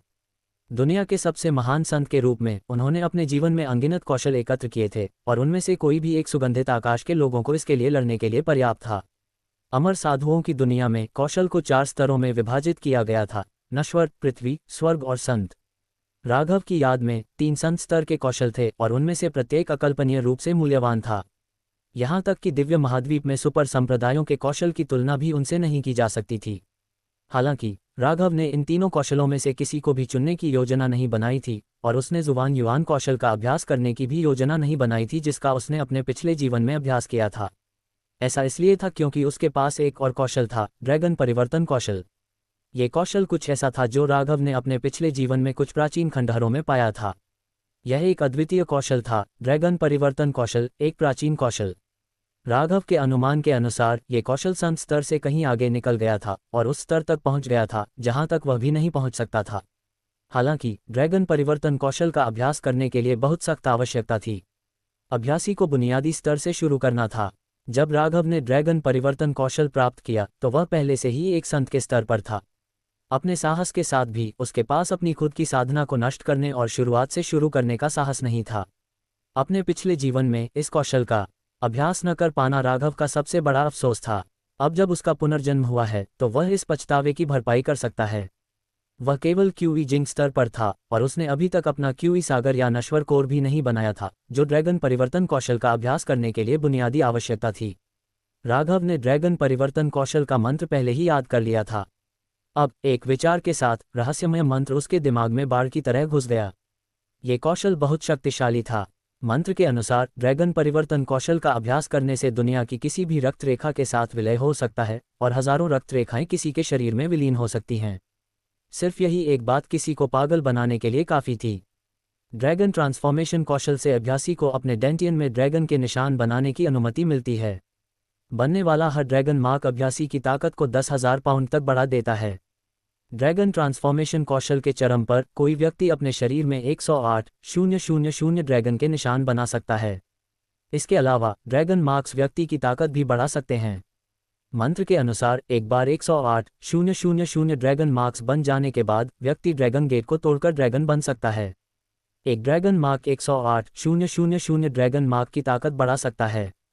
ये कल्पना करना कठिन था कि अगर ड्रैगन ट्रांसफॉर्मेशन कौशल को उच्चतम स्तर तक प्रशिक्षित किया जाता तो ताकत कितनी भयानक होती। यहाँ तक कि दुनिया के सबसे महान संत राघव भी मदद नहीं कर सके, लेकिन अचंभित रह गए। वह कल्पना नहीं कर सकता था कि अगर वह वास्तव में उस स्तर तक पहुँच गया तो वह अपने हाथ की एक लहर से दुनिया को नष्ट करने में सक्षम होगा। इसके अलावा ड्रैगन परिवर्तन कौशल अपने आप में एक शक्तिशाली शारीरिक तड़का कौशल है। इस अद्वितीय दिव्य कौशल को विकसित करने से व्यक्ति के शरीर को उच्चतम स्तर तक तड़का लगाया जा सकता है। हालांकि बचपन से ही मेरे शरीर को अमृत पिलाया गया है और अमृत पहले ही अवशोषित हो चुका है, फिर भी मेरा शरीर बहुत कमज़ोर है। मुझे आश्चर्य है कि क्या ये ड्रैगन परिवर्तन कौशल के प्रभाव का सामना कर सकता है। राघव ने मन ही मन सोचा और धीरे धीरे ड्रैगन परिवर्तन कौशल का प्रयोग शुरू कर दिया। जैसे ही ड्रैगन परिवर्तन कौशल प्रसारित हुआ, राघव के शरीर में युवानली बहते पानी की तरह प्रसारित होने लगी। छोटे सात बड़े सात एक भंवर बनाते हैं जो शरीर की अशुद्धियों को बाहर निकाल सकते हैं। ये ड्रैगन परिवर्तन कौशल में दर्ज किया गया था। राघव के नियंत्रण में उसने अपने शरीर को पूरी तरह से 2 भागों में विभाजित कर दिया। एक भाग ने 7 छोटे परिसंचरण किए, जबकि दूसरे ने विपरीत दिशा में 7 बड़े परिसंचरण किए। जब युवानली का संचार समाप्त हो गया तो राघव का पूरा शरीर बहुत ही रहस्यमयी स्थिति में था।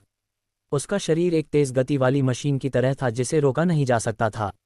टकराना, दोनों युवानली टकरा गए, जिससे उसके डेंटियन में एक भंवर बन गया। भंवर अचानक बिखर गया और राघव के अंगों और हड्डियों में घुस गया। इस तरह के प्रभाव के तहत राघव ने खून की उल्टी की। उसके शरीर में एक चीरफाड़ दर्द हुआ। खून काला था और यह उसके शरीर में मौजूद अशुद्धियां थीं जो सीधे बाहर निकल गईं। ड्रैगन परिवर्तन कौशल वास्तव में भयानक है। बस पहला कदम बहुत दर्दनाक है, लेकिन प्रभाव आश्चर्यजनक रूप से अच्छा है। काले रक्त का ये घूंट मज्जा धोने के बराबर है। फिर से राघव ने अपना मन शांत किया। एक महान संत के रूप में उन्हें साधना में एक लाभ प्राप्त था जो अन्य लोगों तक नहीं पहुंच सकता था।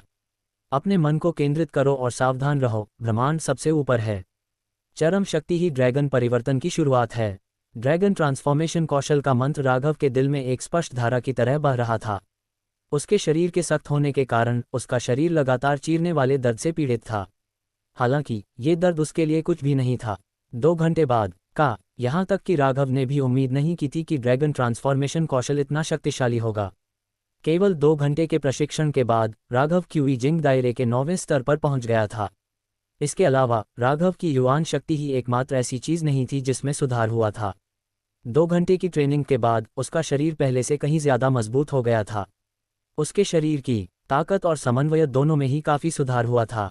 राघव ने ड्रैगन परिवर्तन कौशल का प्रशिक्षण जारी रखा। उसके शरीर में युवान शक्ति फिर से 2 भंवरों में बदल गई। ये 2 भंवर बहुत तेज गति से उसके डेंटियन की ओर बढ़े, जिससे उसके डेंटियन में रक्त लाल ड्रैगन मार्क बन गया। हालांकि इस ड्रैगन मार्क का रंग बहुत हल्का था और यह ठोस होने से बहुत दूर था। राघव की इच्छा के अनुसार बेहोश ड्रैगन मार्क हिंसक रूप से हिलने लगा और राघव के शरीर से भारी मात्रा में रक्त क्यूई बाहर निकल गया। हाँ, राघव ने चिल्लाते हुए जोरदार मुक्का मारा। इस मुक्के से हवा में जोरदार कंपन हुआ। अच्छा, इस पंच में कम से कम 5,000 पाउंड बल है। पहला ड्रैगन मार्क अभी पूरी तरह से नहीं बना है। एक बार यह पूरी तरह से बन जाने के बाद मेरे पास 10,000 पाउंड बल होगा। एक सामान्य 9वें स्तर के क्यूजिंग योद्धा में केवल 3,000 पाउंड बल हो सकता है। यहाँ तक कि कुछ प्रतिभाशाली लोगों में भी केवल 4,000 पाउंड बल हो सकता है। मैं अभी ड्रैगन परिवर्तन कौशल के साथ क्यूजिंग दायरे के 9वें स्तर पर पहुंचा हूं और मेरे पास पहले से ही 5,000 पाउंड बल हो सकता है। राघव की आंखें चमक उठीं। वह क्यूई जिंग क्षेत्र के 9वें स्तर पर था और उसके पास 5,000 जिन की ताकत थी। इसमें कोई शक नहीं कि यह बहुत भयावह था। इतनी मजबूत नींव के साथ वह एक प्रारंभिक क्यूई हाई योद्धा के खिलाफ भी लड़ सकता था। ओटिल्ड राघव ने गंदी सांस ली और अपनी साधना रोक दी। साधना के अनुभव की तुलना में उसके पास किसी और की तुलना में अधिक अनुभव था और वह आधार क्षेत्र के महत्व को जानता था। साधना के मार्ग में सबसे महत्वपूर्ण बात कदम दर कदम आगे बढ़ना था और कोई भी जल्दी सफलता के लिए जल्दबाजी नहीं कर सकता था। ड्रैगन परिवर्तन कौशल की साधना भी वैसी ही थी। उसने अभी अभी साधना शुरू की थी, लेकिन उसने पहले ही आधा ड्रैगन मार्ग बना लिया था, जो कि बहुत अच्छा था।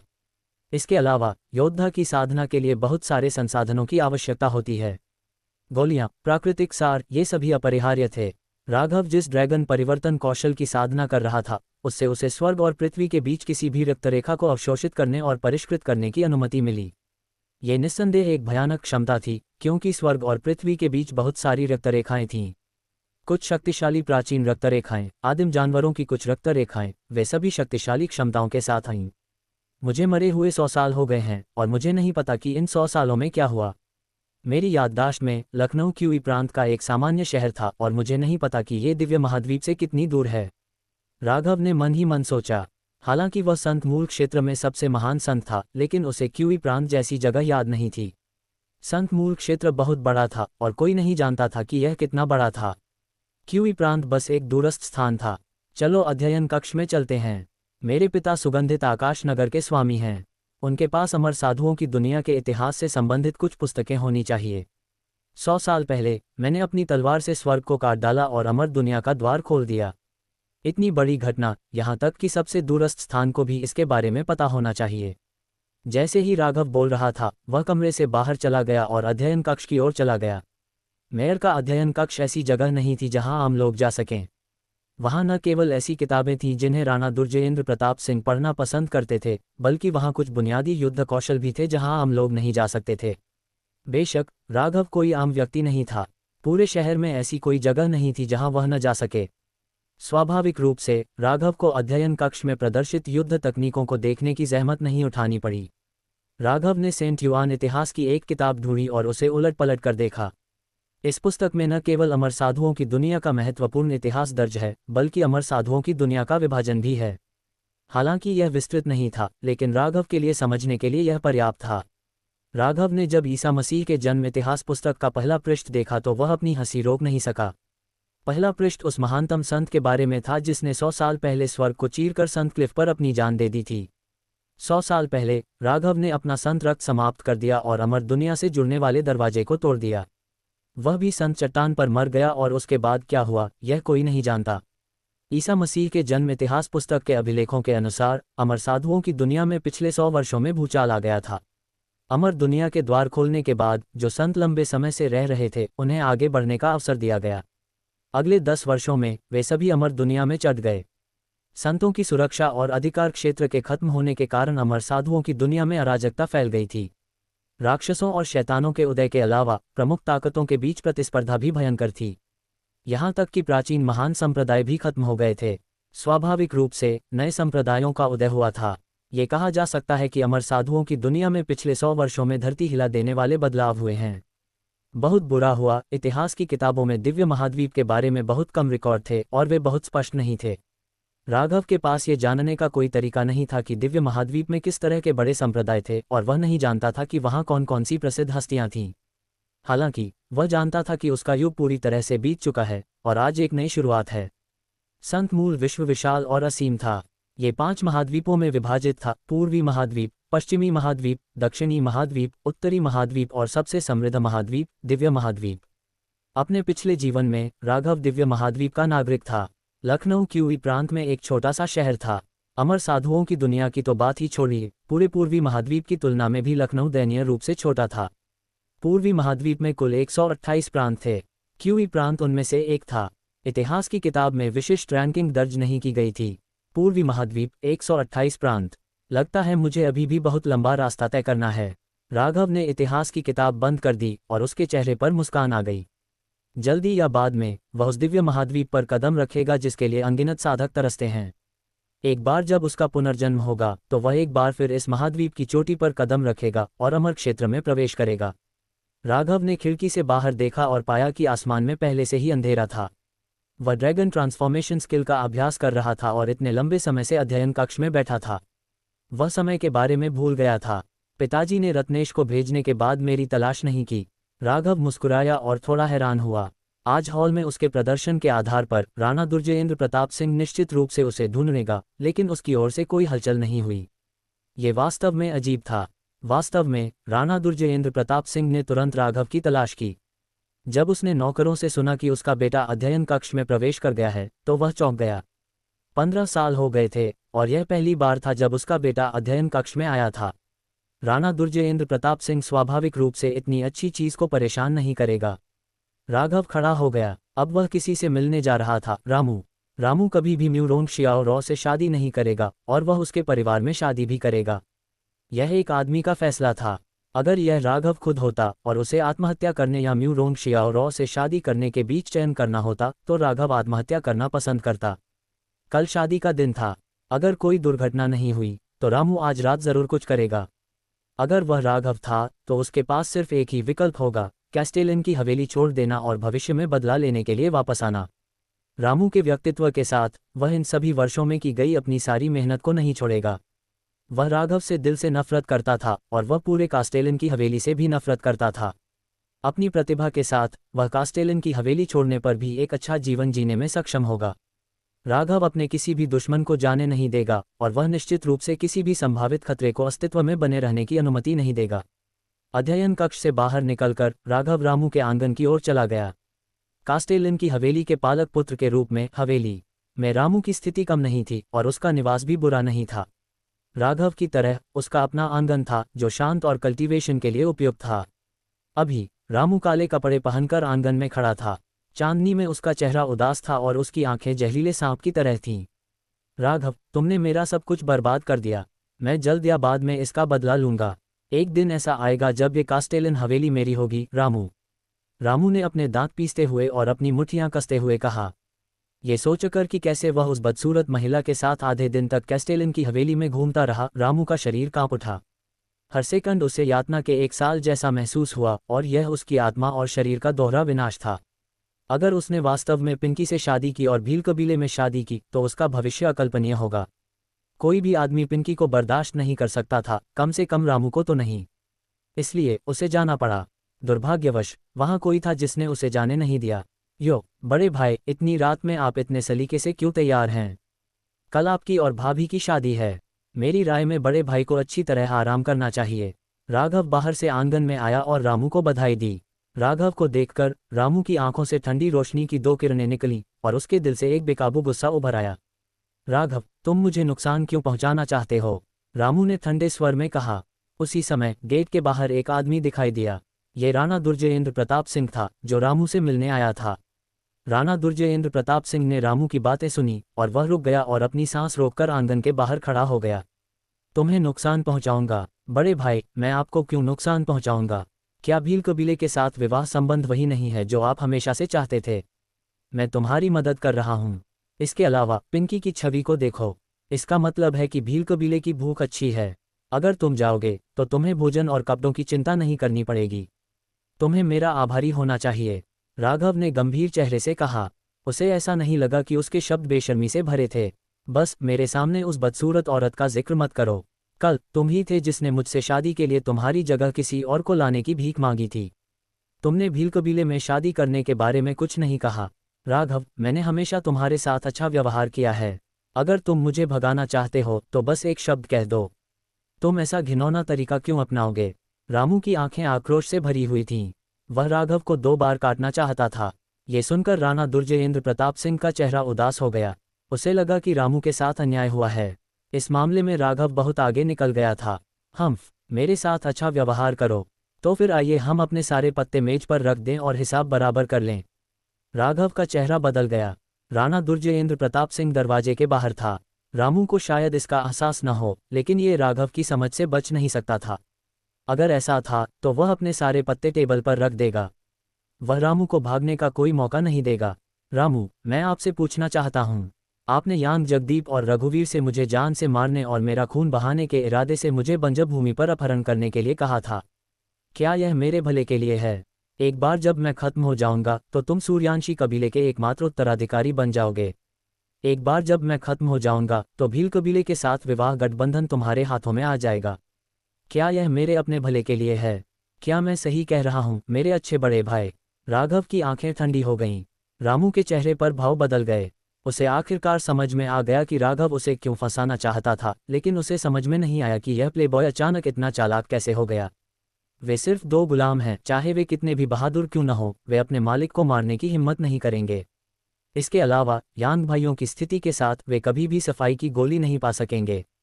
रामू, चूंकि तुम शादी करना चाहती हो तो मैं तुम्हारी इच्छा पूरी करूंगी। मुझे उम्मीद नहीं थी कि पिंकी इतना दबंग होगा। हाँ, ये बहुत संतोषजनक है। अगर तुम कल शादी कर लेती तो शायद मैं अपने पत्ते नहीं दिखाती, क्योंकि किसी को पीड़ित देखना उसे मारने से ज़्यादा संतोषजनक है। बहुत बुरा हुआ, तुम भागना चाहती थी, मैं तुम्हें इतनी आसानी से कैसे जाने दे सकती थी। राघव के चेहरे पर मुस्कान थी। रामू ही नहीं, बल्कि दरवाजे के बाहर खड़े राणा दुर्जयेंद्र प्रताप सिंह को भी लगा कि राघव से उसकी पहली मुलाकात हुई है। ये लड़का प्लेबॉय होने के लिए मशहूर था, लेकिन कोई नहीं सोच सकता था कि वह इतना होशियार है। शादी करने की उसकी योजना वाकई बहुत चतुराई भरी थी। हाँ, राघव, मैंने तुम्हें कम आंका है। लगता है तुम उतने मूर्ख नहीं हो जितना मैंने सोचा था। बहुत बुरा हुआ, तुमने कुछ बेवकूफ़ी कर दी है। रामू अचानक हंस पड़ा। उसकी आंखों में वह अब राघव के प्रति अपनी हत्या की मंशा को छिपा नहीं सका। मूर्ख, मुझे इसके बारे में बताओ। राघव ने कंधे उचका दिए। तुम सच में मूर्ख हो। चूंकि तुम्हें पता था कि मैं आज रात को जाने वाला हूं, इसलिए तुम्हें अकेले नहीं आना चाहिए था। अपने स्तर 1 क्यूई क्षेत्र साधना के साथ तुम बस मरने वाले हो। चूंकि मैं जाने वाला हूं, इसलिए मैं जाने से पहले तुम्हें मार दूंगा। जब मैं और अधिक शक्तिशाली हो जाऊंगा तो मैं मेयर के महल में वापस आऊंगा और उस बूढ़े मूर्ख राणा दुर्जयेंद्र प्रताप सिंह को तुम्हारे साथ फिर से मिलने के लिए भेजूंगा। रामू की हत्या की मंशा पहले से ही राघव पर हावी थी। उसकी नज़र में राघव एक चींटी की तरह था। वह जब चाहे उसे मार सकता था। राघव को मारने के बाद वह भाग जाएगा। अच्छा नहीं है। राणा दुर्जयेंद्र प्रताप सिंह, जो दरवाजे के बाहर खड़ा था, अंदर जाने ही वाला था कि उसने राघव की बातें सुनी। तुम मुझे नहीं मार सकते। राघव का स्वर बहुत आत्मविश्वासपूर्ण था। क्या ऐसा है? तुम और मैं एक दूसरे के बहुत करीब हैं और तुम सिर्फ लेवल 1 क्यूई जिंक का चरा हो। अगर मैं तुम्हें मारना चाहता तो भले ही राणा दुर्जयेंद्र प्रताप सिंह समय पर आ जाए, वह तुम्हें बचा नहीं पाएगा।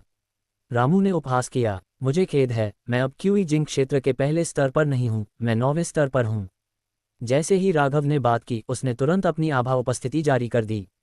उसके शरीर से एक अत्याचारी सार शक्ति उत्सर्जित हुई और सघन सार शक्ति ने तुरंत रामू को 2 कदम पीछे हटने पर मजबूर कर दिया। क्या? रामू ने तुरंत कहा। उसने राघव को ऐसे देखा जैसे उसने कोई भूत देखा हो। उसने कभी ऐसी स्थिति की उम्मीद नहीं की थी। राणा दुर्जयेंद्र प्रताप सिंह, जो दरवाजे के बाहर खड़ा था, उसने भी राघव में आए बदलाव को देखा। उसके दिल में जो झटका लगा वह रामू से कम नहीं था, लेकिन जल्द ही उसके बाद परमानंद आ गया। स्वर्ग ने अपनी आंखें खोल दी हैं, स्वर्ग ने अपनी आंखें खोल दी हैं। मेरा बेटा कोई कूड़ा नहीं है, बल्कि एक प्रतिभाशाली व्यक्ति है। इस कमबख्त बच्चे ने अपनी ताकत को अच्छी तरह से छुपाया, यहाँ तक कि मैं भी मूर्ख बन गया। राणा दुर्जयेंद्र प्रताप सिंह लगभग फूट फूट कर रोने लगा। उसका बेकार बेटा हमेशा उसके दिल में दर्द पैदा करता रहा, लेकिन उसने कभी नहीं सोचा था कि उसका बेटा बेकार का टुकड़ा नहीं, बल्कि एक प्रतिभाशाली व्यक्ति है। वह 15 साल की उम्र में ही क्यूजिंग दायरे के 9वें स्तर पर पहुंच चुका था। पूरे लखनऊ में किसी ने भी ऐसी उपलब्धि हासिल नहीं की थी। रामू के साथ हुई घटना के जरिए राघव ने दिखाया था कि वह अपने साथियों की तुलना में ज्यादा चतुर और चालाक था। असंभव, यह असंभव है। 3 दिन पहले आप अभी भी क्यूजिंग क्षेत्र के पहले स्तर पर थे। क्या ऐसा हो सकता है कि आप इस समय तक अपनी ताकत छिपा रहे थे? यहाँ तक कि यदि आप क्यूई जिंक क्षेत्र के 9वें स्तर पर भी होते तो भी आपका सार बल इतना घना नहीं होता। रामू हैरान रह गया। इस दुनिया में ऐसी बहुत सी चीजें हैं जिनकी तुम कल्पना भी नहीं कर सकते। रामू, तुम्हारे सामने एक उज्ज्वल भविष्य था, लेकिन तुमने इसे अपने हाथों से नष्ट कर दिया। चलो इसे खत्म करते हैं। राघव का शरीर चमक उठा और पलक झपकते ही वह रामू के सामने आ गया। उसकी हथेली स्टील की चिमटी की तरह थी और उसने बिजली की तरह रामू की गर्दन पकड़ ली। शुद्ध शक्ति के दमन के तहत रामू हिल भी नहीं सकता था। रुकना! राणा दुर्जयेंद्र प्रताप सिंह दरवाजे के बाहर से अंदर कूदते हुए चिल्लाया। दरार! दुर्भाग्य से वह राघव जितना तेज नहीं था। राघव ने रामू की गर्दन तोड़ने के लिए अपनी पूरी ताकत लगा दी, जिससे रामू की पूरी जान चली गई। अय्या! चेन 8, तुमने उसे क्यों मारा? जमीन पर पड़े रामू को देखकर राणा दुर्जयेंद्र प्रताप सिंह ने आह भरी। इसके अलावा राणा दुर्जयेंद्र प्रताप सिंह की आंखें सदमे से भरी हुई थीं। वे दोनों क्यूजिंग दायरे के 9वें स्तर पर थे, लेकिन रामू को राघव ने एक ही वार में मार डाला। यह अविश्वसनीय था। पिताजी, क्या इस तरह के व्यक्ति को नहीं मारना चाहिए? अगर हम उसे नहीं मारेंगे तो वह एक आपदा बन जाएगा। राघव ने कहा, मैंने उसे इतने सालों तक प्रशिक्षित किया है और उसने कुछ ऐसा ही किया। बेशक उसे मार दिया जाना चाहिए, लेकिन अगर आप उसे मार देते हैं तो कल होने वाली शादी का क्या होगा? मेयर के निवास और राठौर परिवार के बीच संबंध अच्छे नहीं हैं और अब तो यह और भी बदतर हो गए हैं। राणा दुर्जयेंद्र प्रताप सिंह ने भौहें सिकोड़ी। यही वह बात थी जिसकी उसे चिंता थी। पिताजी, आप बहुत भोले हैं। आपको पता होना चाहिए कि एक पहाड़ पर दो बाघ नहीं हो सकते। लखनऊ में मेयर की हवेली और राठौर परिवार शांति से नहीं रह सकते। इसके अलावा वह म्यूरोंग आदमी मेयर की हवेली का भी सम्मान नहीं करता है और उसने हमें सार्वजनिक रूप से अपमानित भी किया। हमें उसके साथ विनम्र क्यों होना चाहिए? राघव हंसा। अपमानित? राणा दुर्जयेंद्र प्रताप सिंह चौंक गया। पिताजी, रत्नेश के रवैये से मूर्ख मत बनिए। वह बूढ़ा आदमी किसी और से ज्यादा होशियार है। आज की शादी में उसने म्यूरोंग शियाओ रॉ का इस्तेमाल किया जो मेयर की हवेली के लिए अपमानजनक है। मेयर की हवेली लखनऊ के सबसे शक्तिशाली परिवारों में से एक है। अगर हम ऐसी महिला से शादी करते हैं तो पूरी दुनिया हमारी हंसी उड़ाएगी। अगर हम रामू को परिवार में शादी करने देते हैं तो हम और भी ज्यादा अपमानित होंगे। राघव की आंखें चमक उठी। वह बदसूरत महिला सौदेबाजी की एक चिप है और हमें अपमानित करने का एक साधन है। मुझे ये भी संदेह है कि वह रत्नेश की बेटी है। लखनऊ केवल इतना बड़ा है और राठौर परिवार एक बड़ा परिवार है। अगर राठौर परिवार की बेटी का मुखिया इतना बदसूरत है तो किसी ने उसका उल्लेख क्यों नहीं किया? अगर यह शादी वास्तव में तय है तो चाहे मेयर की हवेली उस बदसूरत महिला से शादी करे या रामू राठौर परिवार में शादी करे, मेयर की हवेली हंसी का पात्र बन जाएगी और राठौर परिवार द्वारा दबा दी जाएगी। राघव के शब्दों ने राणा दुर्जयेंद्र प्रताप सिंह को रोशनी दिखाई। उसे हमेशा लगता था कि कुछ गड़बड़ है, लेकिन वह इसका पता नहीं लगा सका। राघव ने जो कहा उसे सुनने के बाद वह पूरी तरह से समझ गया। वह मूल रूप से दोनों परिवारों के बीच संबंधों को आसान बनाने के लिए शादी का उपयोग करना चाहता था, लेकिन वह किसी और के द्वारा लगभग अपमानित हो गया था। एक पहाड़ पर दो बाघ नहीं रह सकते और मेयर की हवेली और राठौर परिवार शांतिपूर्वक नहीं रह सकते। चेन ए, तुम अचानक इतने होशियार कैसे हो गए? राणा दुर्जयेंद्र प्रताप सिंह ने अपने बेटे को ऐसे देखा जैसे वह किसी दुर्लभ खजाने को देख रहा हो। पिताजी, मैं कभी मूर्ख नहीं रहा। राघव ने मुस्कुराते हुए कहा। ओह हाँ, चेन ए, तुम में अचानक इतना सुधार कैसे आ गया? राणा दुर्जयेंद्र प्रताप सिंह ने आश्चर्य से पूछा। राघव मुस्कुराया। वह जानता था कि राणा दुर्जयेंद्र प्रताप सिंह ये सवाल पूछेगा, इसलिए उसने पहले से ही जवाब सोच लिया था। पिताजी, 3 दिन पहले यांग जगदीप और उसके भाई ने मुझे मारने की कोशिश की थी, लेकिन मुझे एक यात्रा करने वाले गुरु ने बचा लिया था। न केवल उस गुरु ने यांग जगदीप और उसके भाई को मार डाला, बल्कि उसने मेरे शरीर को बेहतर बनाने में भी मेरी मदद की और इतने सालों से मेरे शरीर में जमा हुई सभी दवाओं को अवशोषित करने में मेरी मदद की। इससे मुझे क्यूई जिंग के 9वें स्तर तक पहुंचने में मदद मिली। ये सब आपकी बदौलत है पिताजी। अगर वे सभी दवाइयाँ नहीं होती तो मैं इतनी जल्दी ठीक नहीं हो पाता। हाँ, मेरे बेटे, ये तो एक वरदान है। मुझे आश्चर्य है कि वह गुरु कौन था, लेकिन मुझे इसे स्वयं देखने का मौका नहीं मिला। राणा दुर्जयेंद्र प्रताप सिंह खुशी से हंस पड़े। अपने बेटे को इतना सफल होते देखने से बेहतर और क्या हो सकता है? पिताजी, हमें राठौर परिवार के साथ रिश्ते को बेहतर बनाने के बारे में सोचने की ज़रूरत नहीं है। मेरी राय में फ्रेग्रेंस स्काई शहर में सिर्फ एक ही परिवार हो सकता है। अगर म्यूरोंग जान खेलना चाहता है तो हम उसके साथ खेलेंगे। राघव ने कहा। हाँ, नहीं तो वह सोचेगा कि मैं, राणा दुर्जयेंद्र प्रताप सिंह, उससे डरती हूँ। चेन ए, कल की शादी के बारे में क्या? राणा दुर्जयेंद्र प्रताप सिंह ने राघव की तरफ देखा।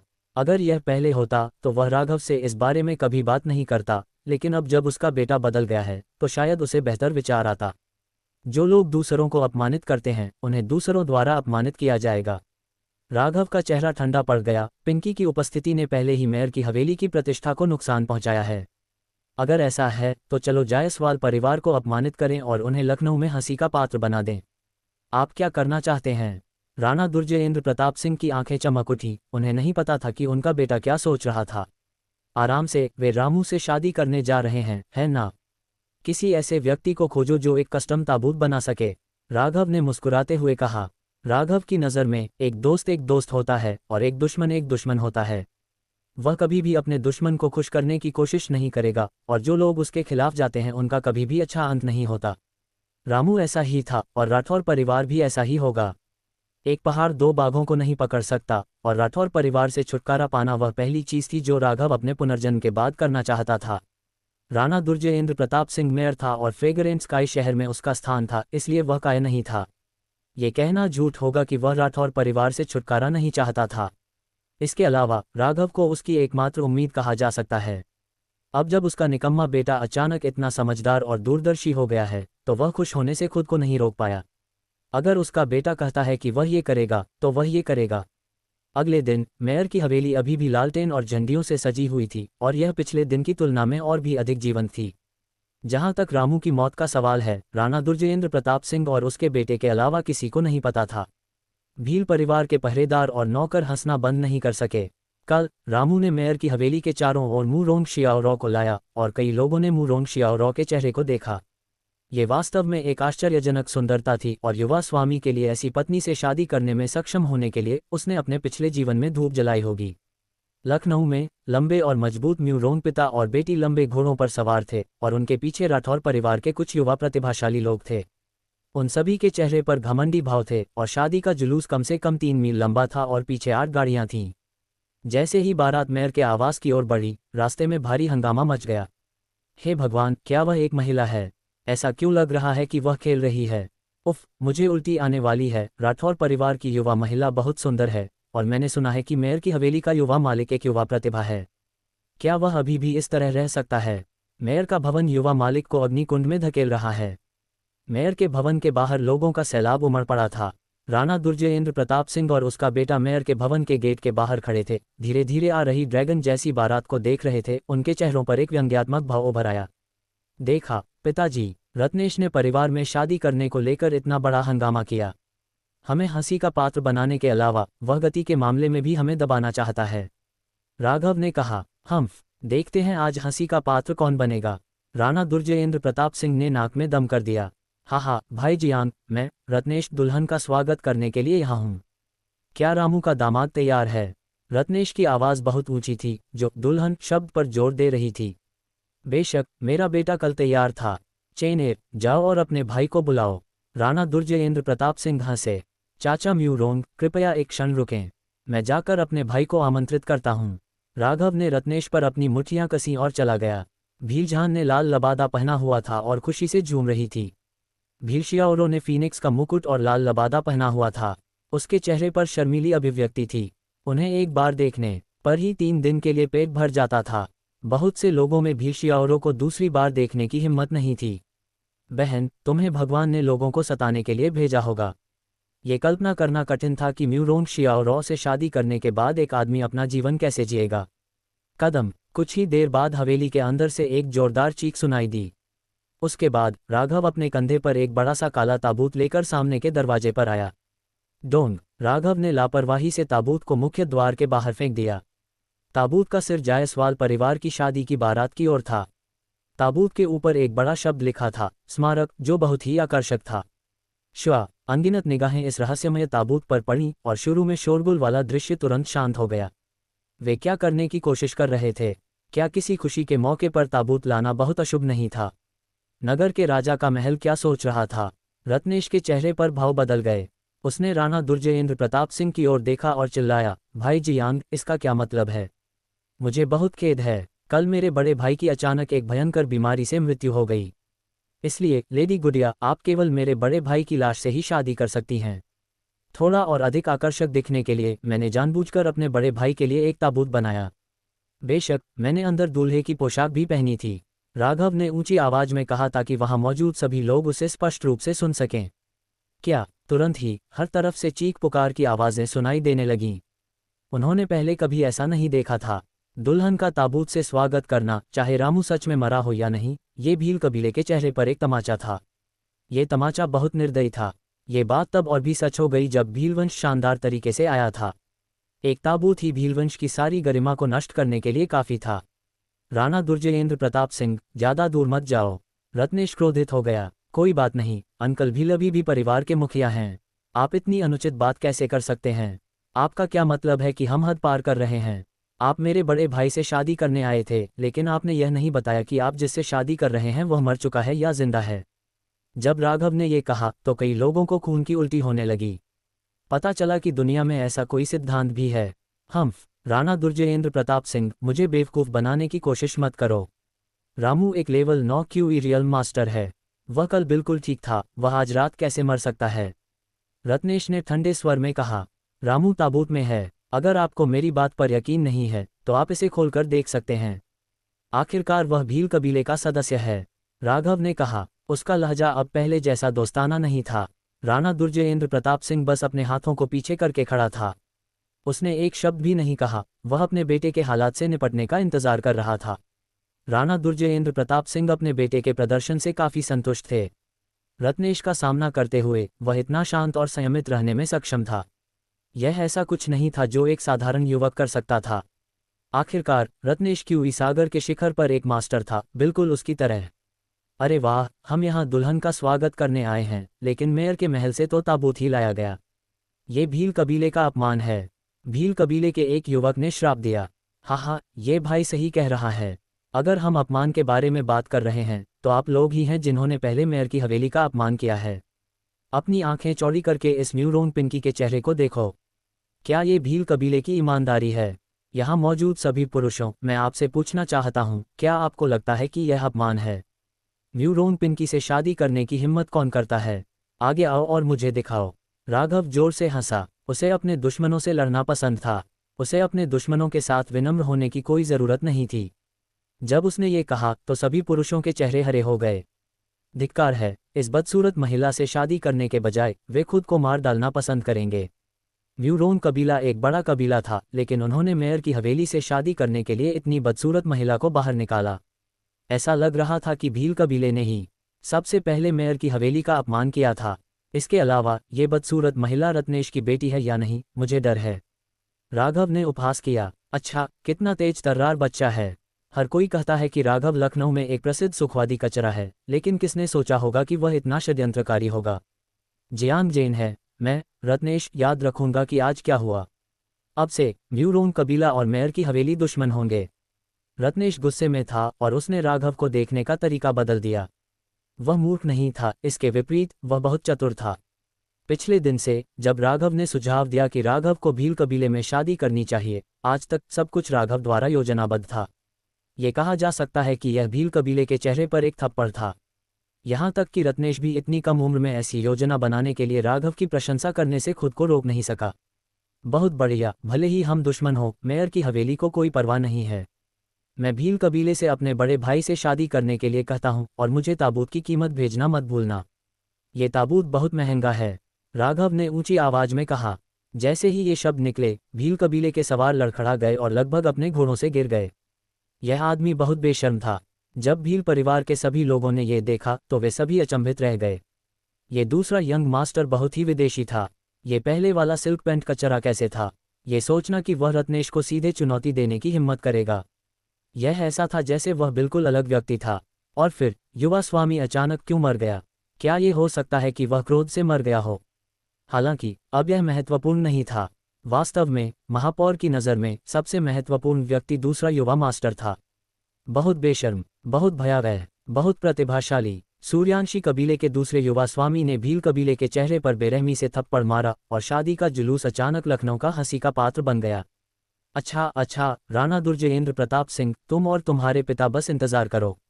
बहुत जल्द ही तुम्हारा जियान कबीला लखनऊ में रहने के बारे में भूल जाएगा। चलो चलें। रत्नेश गुस्से से जल रहा था। वह लंबे समय से एक बुद्धिमान व्यक्ति था, लेकिन उसे एक छोटे लड़के ने बेवकूफ़ बना दिया। ये सिर्फ सम्मान खोने का मामला नहीं था, ये पूरी तरह से अपमानजनक था। रत्नेश के पैर कांपने लगे और जिस घोड़े पर वह सवार था उसने दर्द से हिनहिनाना शुरू कर दिया। फिर वह धुएं के गुबार की तरह सरपट भाग गया। रत्नेश वास्तव में यहाँ और नहीं रहना चाहता था और वह बारात के साथ वापस लौटने के लिए और भी अधिक अनिच्छुक था। राघव, षड्यंत्र और षड्यंत्र, तुम किस तरह के हीरो हो? अगर तुम में हिम्मत है तो और मुझसे आमने सामने लड़ो। मैं म्यूरोन घियंग तुम्हें इतनी बुरी तरह से पीटूंगा कि तुम्हारे पिता भी तुम्हें पहचान नहीं पाएंगे। एक युवक अपने घोड़े से नीचे कूदा और राघव की ओर इशारा किया। म्यूरोन घियंग भील कबीले का नायक था और वह युवा और जोश से भरा हुआ था। भले ही कबीले का मुखिया चला गया था, लेकिन वह हार मानने को तैयार नहीं था।